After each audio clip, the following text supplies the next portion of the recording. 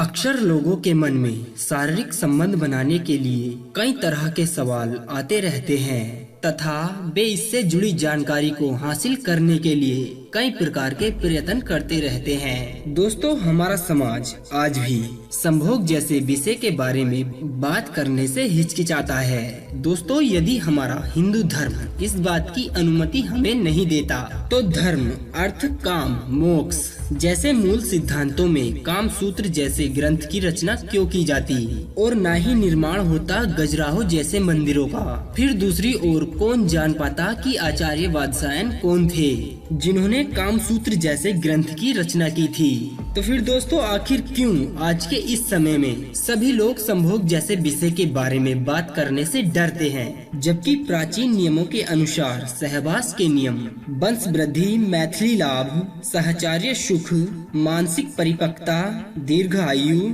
और वैभवशाली संतान का सुख पा सकते हैं। हिंदू शास्त्रों के अनुसार मनुष्य अपने जीवन में संभोग कर अपने जीवन में कई आपदाओं से छुटकारा पा सकता है। या फिर दूसरी ओर हम यह कह सकते हैं कि पति और पत्नी के बीच होने वाले संबंध भी एक आधार हो सकता है रिश्तों को मजबूत बनाने का। बस शर्त है कि उसमें काम वासना ना हो बल्कि दोनों में अटूट प्रेम हो। नमस्कार दोस्तों, स्वागत है आप सभी का एक बार फिर से आप सभी के YouTube चैनल यूजफुल जानकारी में। दोस्तों, वीडियो अच्छा लगे तो कृपया एक लाइक करके जरूर जाना। चलिए जान लेते हैं हिंदू शास्त्रों के अनुसार सहवास के प्राचीन नियमों के बारे में, जिसे जानकर हम या आप सभी अपने जीवन को और बेहतर बना सकते हैं। शास्त्र अनुसार सहवास का पहला नियम, मनुष्य के शरीर में 5 प्रकार की वायु होती है। नंबर 1 व्यान, नंबर 2 समान, नंबर 3 अपान, नंबर 4 उदान, नंबर 5 प्राण। हम आपको बता दें कि अपान वायु प्रजनन और संभोग की शक्ति को नियंत्रित करती रहती है। अपान वायु के कारण ही प्रजनन व संभोग की शक्ति में समस्या उत्पन्न हो सकती है। अपान वायु को शुद्ध और गतिशील बनाने के लिए आपको अपने पेट को साफ रखना होगा और अपने दैनिक कार्यों को सही समय पर पूर्ण करना होगा।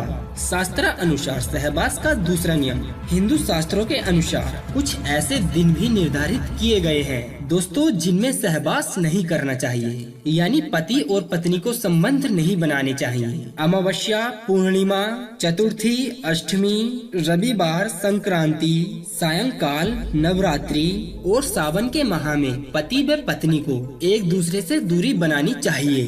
दोस्तों, अगर आप ऐसा नहीं करते हैं आपको धनहानि या फिर कोई अन्य प्रकार की घटना हो सकती है। शास्त्र अनुसार सहवास का तीसरा नियम, पुत्र की इच्छा रखने वाली स्त्री को हमेशा अपने पति के बाईं ओर लेटना चाहिए। शास्त्रों के अनुसार कुछ देर बाईं करवट लौटने से दायां स्वर और बाईं ओर लौटने से दायां स्वर चलने लगता है।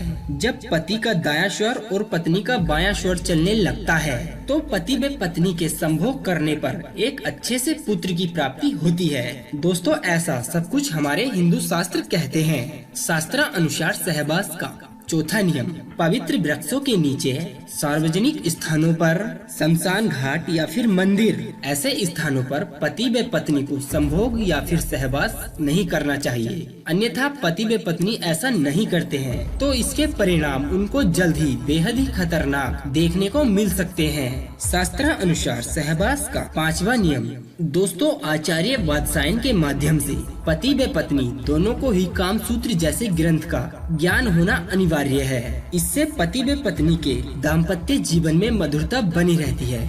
इस ग्रंथ के अनुसार पत्नी को अपनी शादी से पहले अपने पिता के घर में और शादी के बाद अपने पति की आज्ञा अनुसार काम सूत्र जैसे ग्रंथ का ज्ञान लेना जरूरी है। और जब भी पत्नी अपने पति के साथ हो तो उसे एक गणितज्ञ की तरह व्यवहार करने चाहिए ताकि पति और किसी अन्य स्त्री की ओर आकर्षित न हो। इस ग्रंथ के अनुसार एक कन्या को किसी ऐसी स्त्री से ज्ञान लेना चाहिए जिसे संभोग का आनंद प्राप्त हो चुका हो। शास्त्र अनुसार सहवास का छठा नियम, यदि आपके घर में किसी भी प्रकार का शोक हो या फिर मन विचलित हो या पति व पत्नी की दोनों में से किसी एक की सहवास की इच्छा ना हो तो ऐसे समय में पति व पत्नी को संभोग जैसे कार्य नहीं करने चाहिए।